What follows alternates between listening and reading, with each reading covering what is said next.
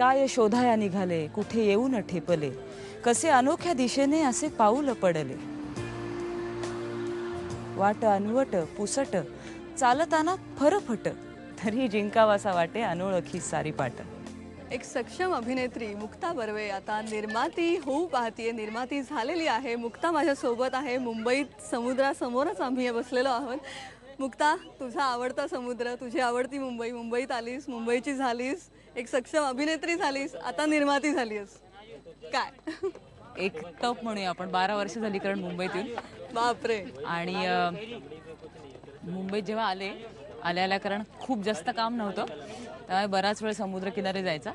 कारण पुण्यामध्ये जे नव्हतं ते म्हणजे समुद्र, आणि हा इतका अथांग असतो, त्यामुळे मोठी मोठी स्वप्न बघायला मदत करतो.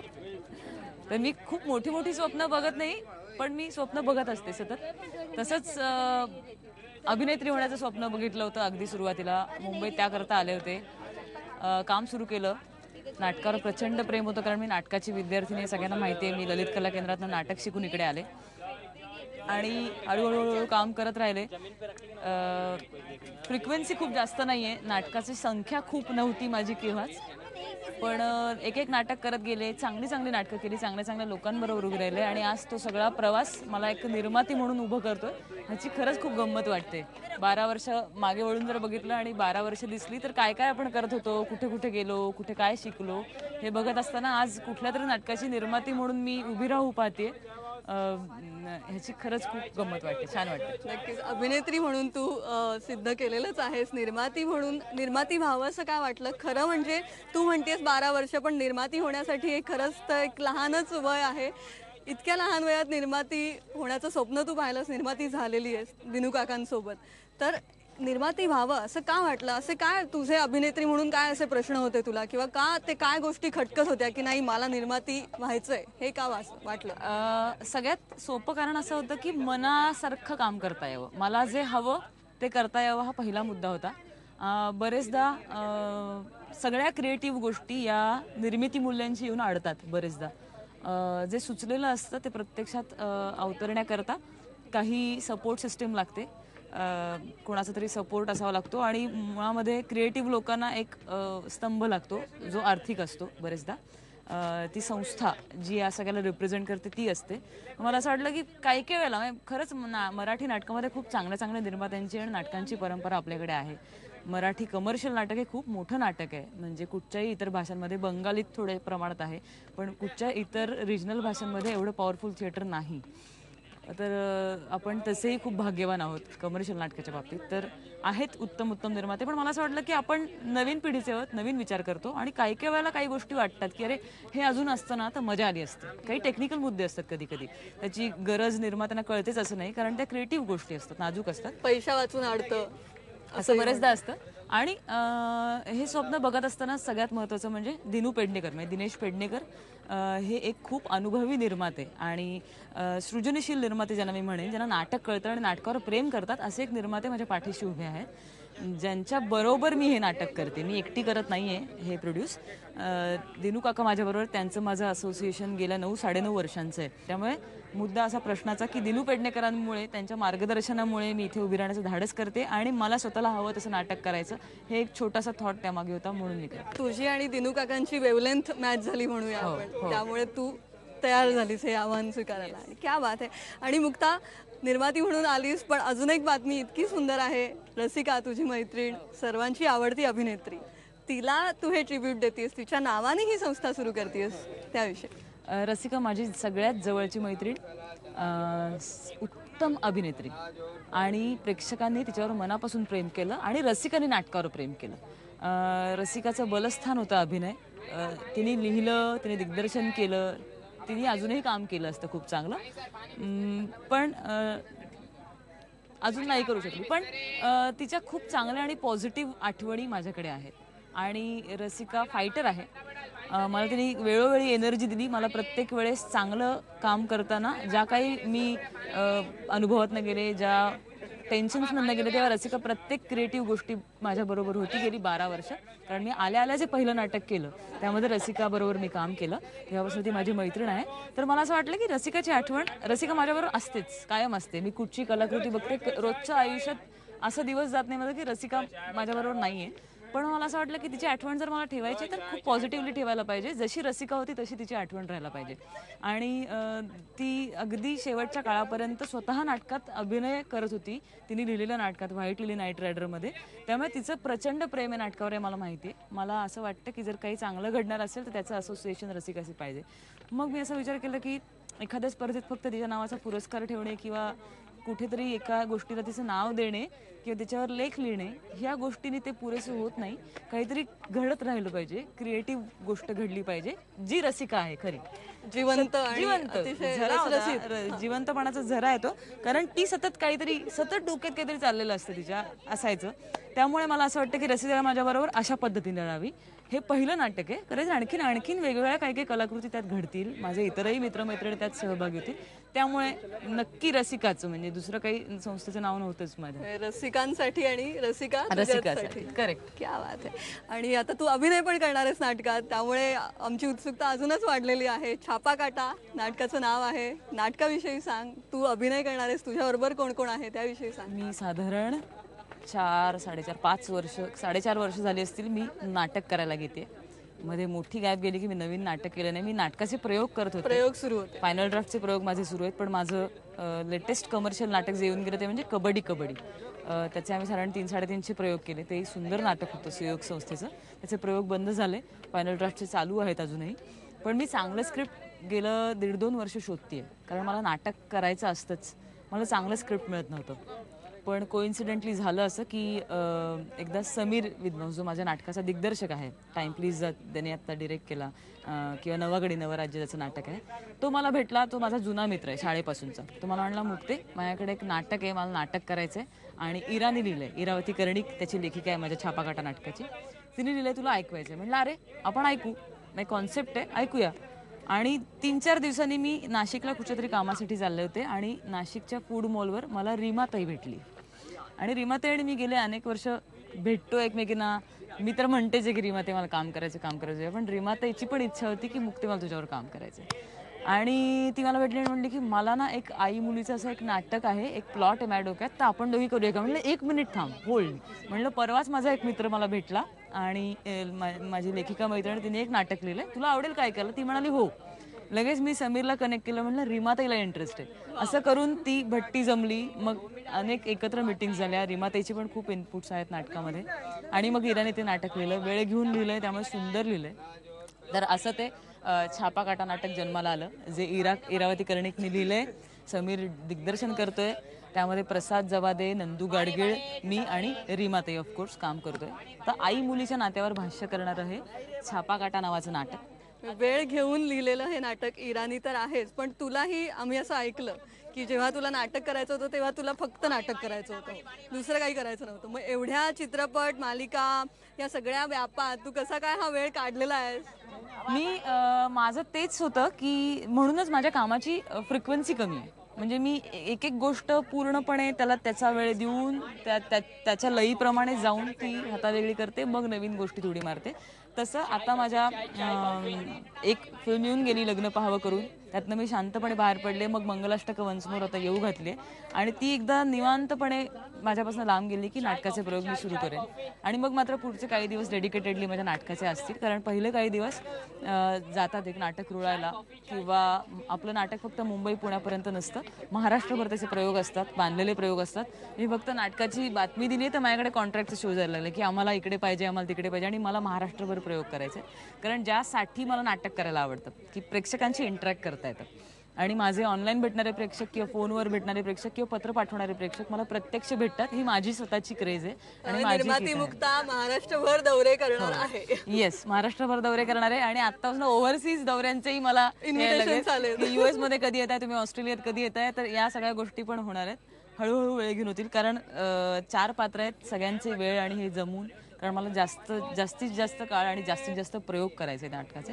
त्यामुळे हा वेळ मी खरंच असा छान बाजूला ठेवलेला आहे की आता प्रेमाने नाटक करेन. क्या बात आहे. नाटक आणि मुक्ताचं नाटक प्रेम हे असंच आपण आणखी बोलणार आहोत, तुझ्या नाट्यप्रवासाविषयी आणखी जाणून घेणार आहोत. पण आत्ता आपण घेऊया एक शॉर्ट ब्रेक. पाहत राहा फक्त IBN लोकमत.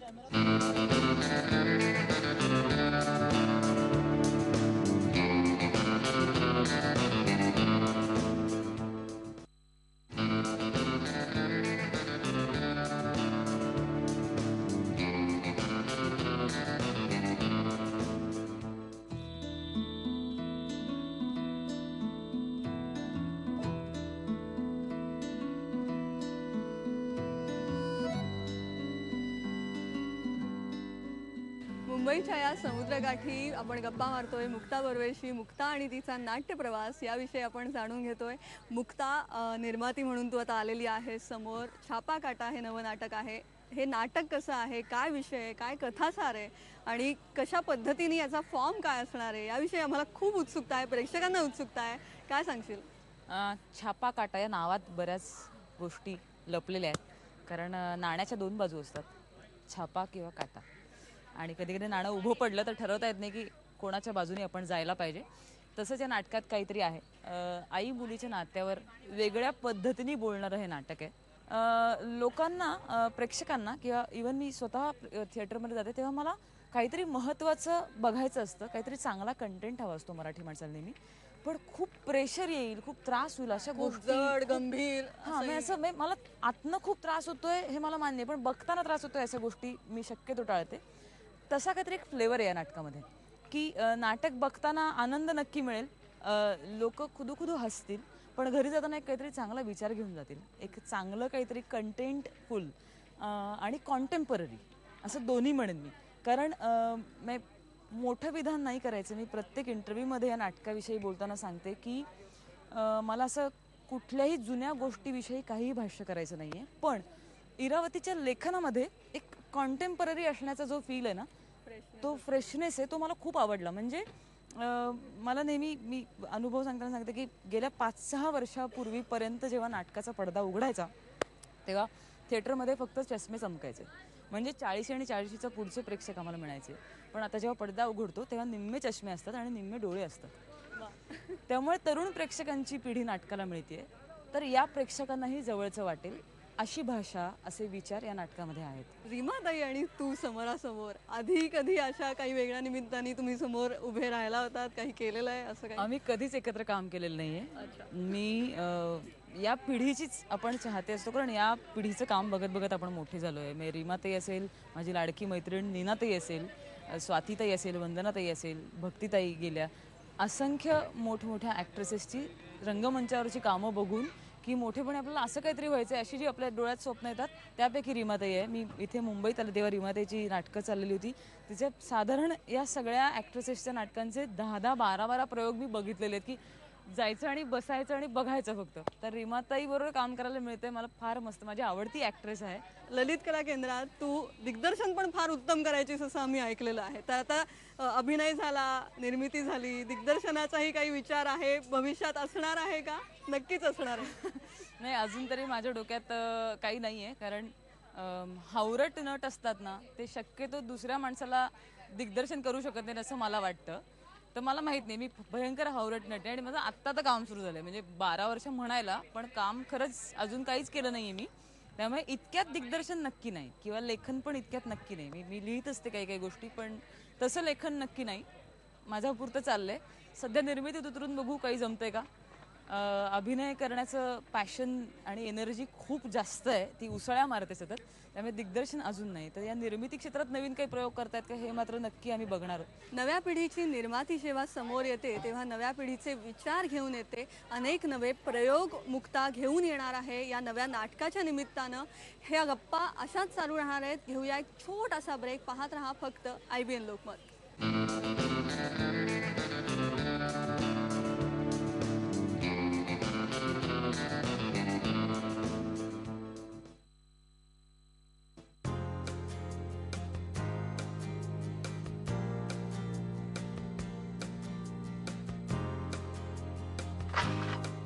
मुक्ताची नाट्यनिर्मिती, मुक्ताचा नाट्यप्रवास आणि मुक्ताचा एकंदरच प्रवास याबद्दल आपण बोलतोय.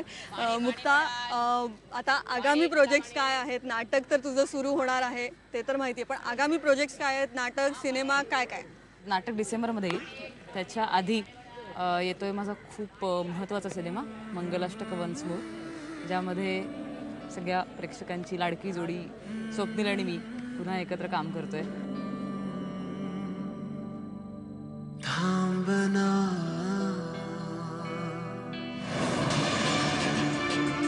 मला जगू दे. मला त्रास होतोय सतत. किती झाली आज? मला नाही जळजळतंय, फक्त झोप आली. मी झोपू? नुसतं आपलं काम काम. डोळे का असे दिसतात? तुला बरं वाटत नाहीये का सध्या?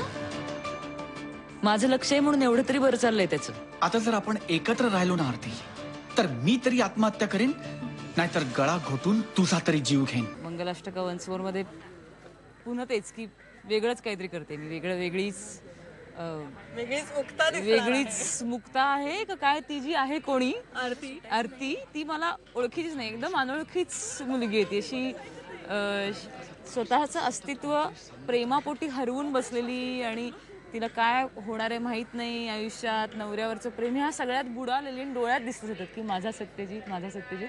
त्यामुळे ती माझ्यापेक्षा अत्यंत अनोळखी असलेली आरती. तिच्याबरोबर मी येते मंगलाष्टक वन्स मोर घेऊन. त्यानंतर येईल माझं नाटक. त्यानंतर 2 सिनेमे मी करते. अर्थात त्याला थोडासा वेळ लागेल, कारण नाटक माझं सेट होईपर्यंत, जसं मगाशी आपण बोललो की छान रुळेपर्यंत ते मी येणार नाही. त्याचं थोडं शेड्यूल सुरू राहील. 2 खूप छान सिनेमे येतात आणि त्यानंतर आणखीन एक प्रोजेक्ट आहे जे परत माझं असेल, पण त्याच्याविषयी इतकं सांगू का नको? नाही, त्याच्याविषयी आपण हळूहळू बोलू. जे नाटक नसणार आहे, ज्याचा परफॉर्मन्सशी संबंध नसणार आहे. एक वेगळं काहीतरी घेऊन मी येते पुन्हा माझ्या चाहत्यांसाठी. अजून एक सस्पेन्स. हो, सस्पेन्स आहे, पण नक्की आवडेल, कारण तशा एका वेगळ्या रोलमध्ये मला माझ्या वाचकांनी अप्रिशिएट केलंय. एवढीच हिंट मी देऊ इच्छिते. त्यामुळे संबंधित आहे असं आम्हाला कळलेलं आहे. मुक्ता अतिशय उत्तम लिहिते. तिचं फेसबुक पेज नक्की पहा. तर त्यामुळे ते माझं नेक्स्ट मोठं व्हेंचर असेल. पण तोपर्यंत मी निर्माती आणि अभिनेत्री म्हणून काही सरप्राइजेस देत राहील नक्कीच. आणि मुंबई पुणे मुंबई वन्स अगेन याविषयी काय सांगणार आहेस तू? Yes, Mumbai Pune Mumbai once again याविषयी मी पण उत्सुक आहे, कारण आम्ही मुंबई पुणे मुंबई 1 आल्यानंतर तुफान प्रेक्षकांचा प्रतिसाद आणि वेड्यासारखं प्रेम मिळवलं प्रेक्षकांचं. त्यामुळे भाग 2 हवा, सिक्वल हवं अशी प्रचंड मागणी झाली. पण अजून माहीत नाही ते कधी कसं होणार आहे, काय आहे. त्याच्याविषयी चर्चा चालली आहे आणि त्याच्याविषयी काही प्लॅनिंग चाललं आहे. पण माझ्याकडे अजून ऑफिशियल न्यूज नाही काही, त्यामुळे मी काही सांगू नाही शकत की कधी येणार का नाही, काय होणार. पण त्याच्याविषयी तयारी नक्की सुरू आहे. म्हणजे त्याच्या मीटिंग सुरू आहेत, पण अजून ऑन बोर्ड मी आहे का नाही अजून ठरलेलं नाही. त्यामुळे मोस्ट अवेटेड फिल्म असं म्हणू आपण, पण त्याच्याविषयी असंच ते सस्पेन्स तो कायम आहे आणि पण त्याच्या आधी आम्ही मंगलाष्टकामध्ये येतोय तुम्हाला भेटायला. त्यामुळे काळजी करू नका, लवकरच भेटू आपण त्यामध्ये. माझं लक्ष आहे म्हणून एवढं तरी बरं चाललंय त्याचं. आता जर आपण एकत्र राहिलो ना आरती, तर मी तरी आत्महत्या करेन, नाहीतर गळा घोटून तुझा तरी जीव घेईन. पण मला सुटायचं नाहीये. आपण थांबवू शकतो. तू नको सांगू मी कुठे जायचं ते. कळलं कसा त्रास होतो सतत कोणतरी सांगत राहिलं की? मोकळा श्वास घ्यायचा आहे ना तुला? घे मोकळा श्वास.